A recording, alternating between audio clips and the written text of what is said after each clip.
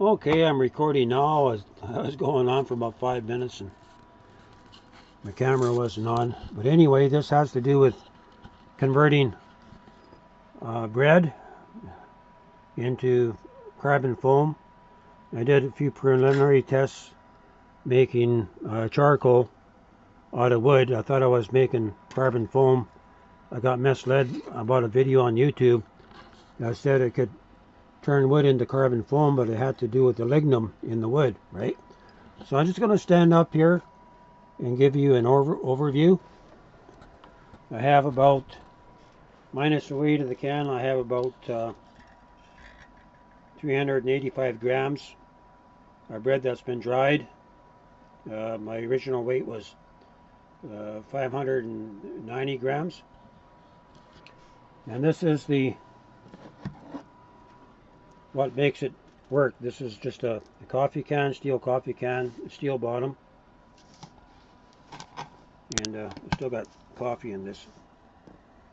So you can see the steel bottom there. So I made a kiln out of that. I did start off with a brick kiln, and I changed, and I used this 1 gallon container. It's going to give you, a closer up with this, so you could actually,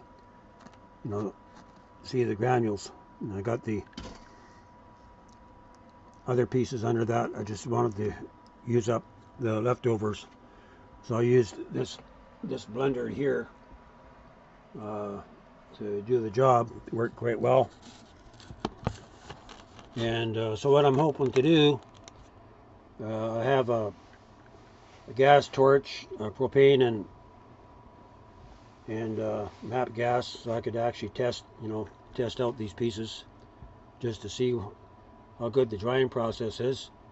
And the powder, I want to take the powder and make it into carbon nanoparticles, right?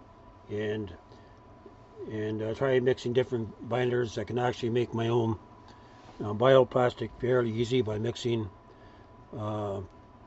almost the same process that you make Starlight out of.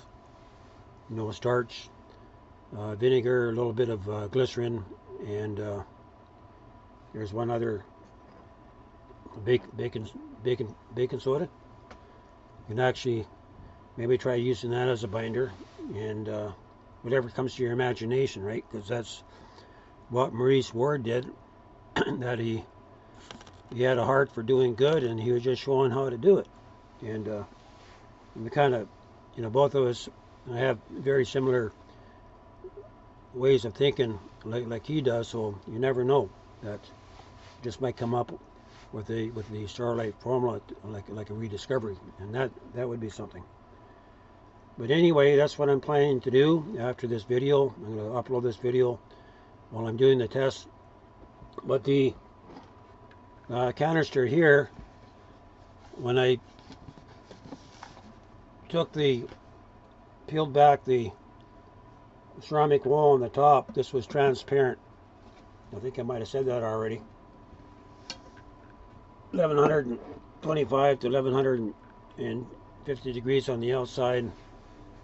But I used what's called the Joe pipe. If you check on YouTube under Joe pipe, I have at least 500 or 600 videos over the course of 15 years that I've uploaded. It does have an anomalous side. I haven't got none of that up there for a reason. Because I've seen propane and other fuels shift into anomalous state, into a compression state, releasing energy that's probably fourth state, maybe fifth states of matter, where it actually taps in, generates energy out of the quantum state. So I'm hoping to set up a third test, maybe the next couple days, to try to replicate these experiments that I did back in 1998 in Vancouver on the East End, where I was generating high velocity ultrasonic thrust. So if you had a rocket that weighed 100 pounds, in comparison, this fuel that I was making weighed 1 pound. So you had 1 pound of fuel that was able to lift a rocket weighing 100 pounds, everything included, right? And if it is high-end plasma from standard fuels, this would likely revolutionize the way that things are done, because if you got a high plasma flame like that, that can be made for pennies, then you got the means of gasification of all waste into kerosene and different things like that. Anyway, plastics, tires. Put the technology into the hands of the people, third world nations that could use it, like Mexico and other countries. So it's going to give you a pretty big stick. And but anyway, I'm going to get this in the kiln and get it fired up. But what I'm hoping to make out of this stuff here is a thermal paint that I could actually try. I'm going to have to try different things. Paint on the back side of this aluminum. I'm going to have to polish it up. Managed to pick up some scrap this morning. And for the carbon foam test, I like to cut off a chunk of this and I'll put it on top of the carbon foam and do the flame test. So this is my first ever podcast on converting bread into carbon foam.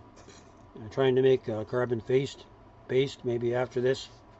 So what I'm going to do is basically paint one side, put a heat lamp on it, and measure to see if there's a potential difference. And if there is, then you not only have a thermal shielding to stop the radiation transfer from going from the outside of campers into the wood, but it also will give you a shielding for 5G and all this poisonous radiation that they're pumping through the air. So this would be huge, and it needs to go into the hands of the people.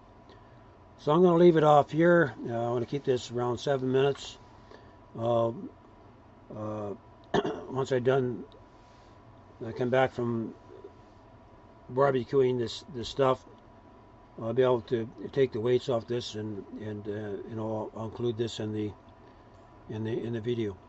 This is Joshua Taylor coming to you from here in Hope, British Columbia, on my first attempt of converting Wonder Bread into carbon foam, and possibly using the crushed carbon foam to make some form of thermal paint, kind of radiation paint to keep out the harmful properties of cell phone transmission.